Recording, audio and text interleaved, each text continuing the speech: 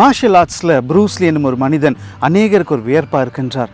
ஆனால் அவருடைய சரீரத்தில் எத்தனை குறைகள் இருந்து தெரியுமா? அவருக்கு -10 என்று சொல்லுகின்றார்கள் விஷன். லென்ஸ் போட்டு தான் அவர் அந்த மார்ஷல் ஆர்ட்ஸை பெர்ஃபார்ம் பண்ணுவாராம்.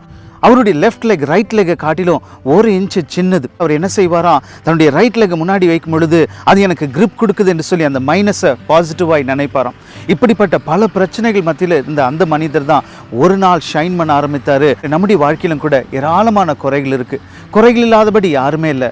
ஆனால் நமக்கு ஒரு ஆறுதல் என்னென்று சொன்னால், கர்த்தருடைய வசனம் சொல்லுது, தேவன் தம்முடைய சாயலில் நம்மை படைத்திருக்கிறார் என்று சொல்லி.